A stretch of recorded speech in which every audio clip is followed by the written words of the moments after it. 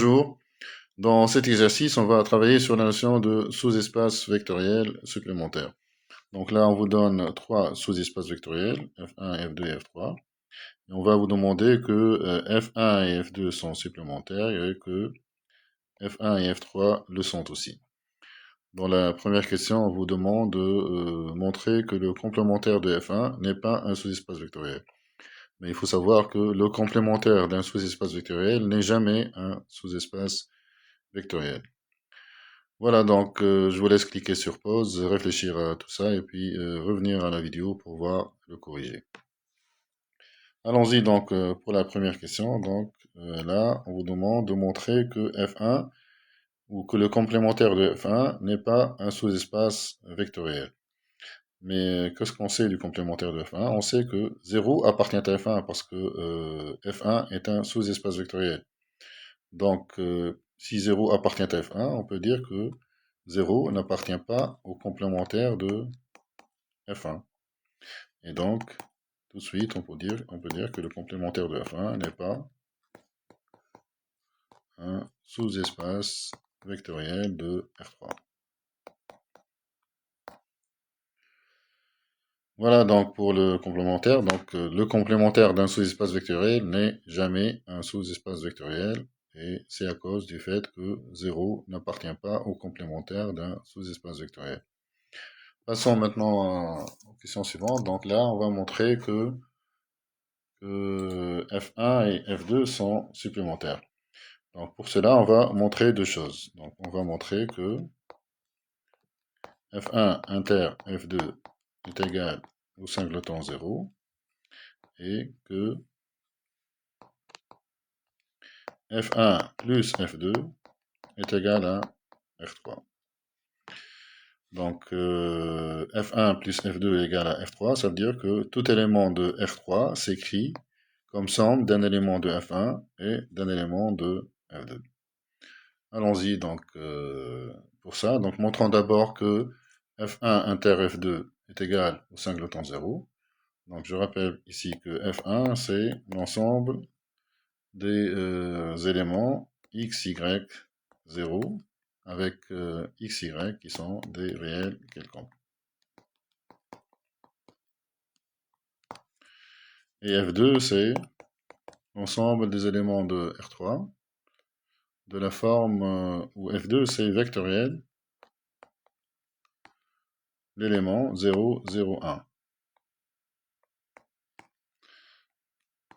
Ça veut dire quoi ça? Ça veut dire que quel que soit U dans F2,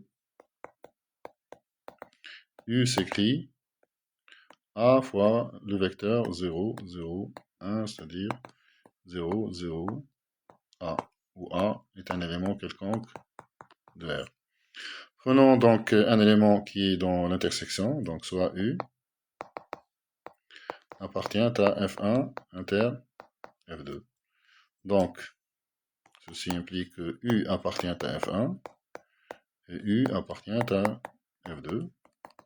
Donc U est de la forme x, y, 0 et U,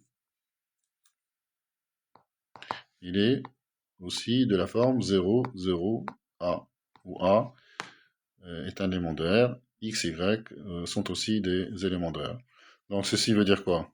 Ça veut dire que X, Y, 0 est égal, puisque ce sont deux formes de U, donc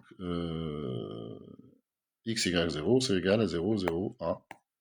Et donc ça c'est équivalent au fait que A égale à 0 et X égale Y égale 0. Donc l'élément U, c'est l'élément nul de R3, c'est-à-dire U égale à 0, 0, 0. Ainsi, je peux dire que F1 inter F2, c'est égal de singleton 0. Quand je dis 0 ici, je parle du 0 de R3, c'est-à-dire le triplet 0, 0, 0. Donc voilà, l'intersection est nulle. Montrons maintenant que la somme est égale à R3, c'est-à-dire, montrons donc que F1 plus F2 est égal à R3. Donc là, on doit montrer que tout élément de R3 s'écrit comme somme d'un élément de F1 et d'un élément de F2. Donc, considérons un élément X, Y, Z dans R3. Voilà. C'est un 3, ça. Je vais bien l'écrire. Voilà. Et donc, X, Y, Z, je peux l'écrire X, Y, 0 plus 0, 0, Z. Eh bien, ça, c'est un élément de F1. Ça, c'est un élément de F2. Et donc, vous voyez que tout élément de R3 s'écrit comme somme d'un élément de F1 et d'un élément de F2. Et donc là, je peux affirmer que F1 plus F2 est bien égal à R3. Donc, on a F1 plus F2 qui est égal à R3, F1 inter F2 qui est égal à 0, et donc, je peux dire que F1, somme directe, F2 est égal à R3. Et ça veut dire que F1 et F2 sont supplémentaires. On va faire la même chose pour F1 et F3.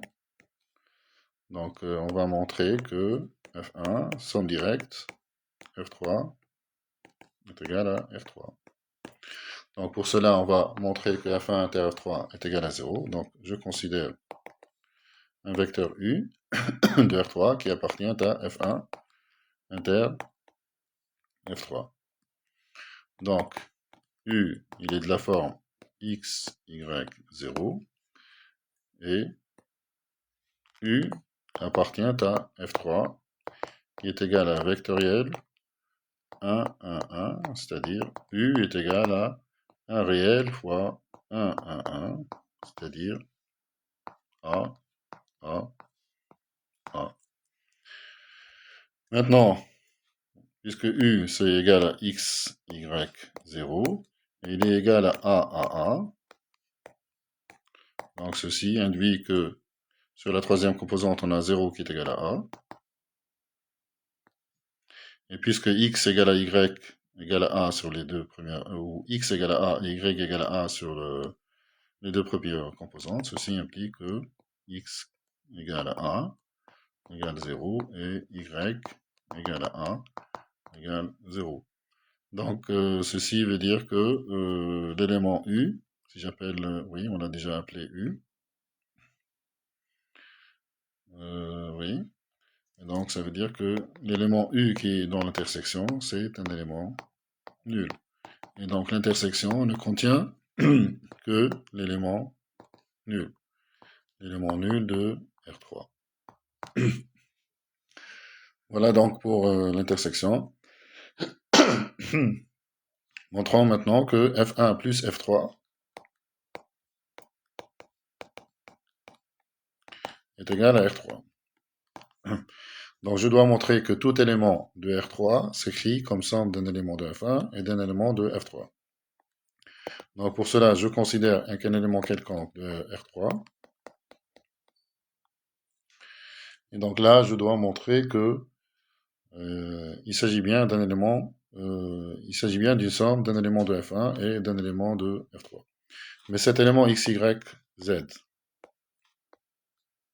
de R3, je peux l'écrire x moins z, y moins z, 0, plus z, z, z. Eh bien, ça, c'est un élément de F1, et ça, c'est un élément de F3. Donc, vous voyez que tout élément de R3 s'écrit comme somme d'un élément de F1 et d'un élément de F3. Ainsi, R3 est bien égal à F1 plus F3. Sachant que l'intersection est nulle, donc je peux affirmer que F3 c'est égal à F1, somme directe, F3.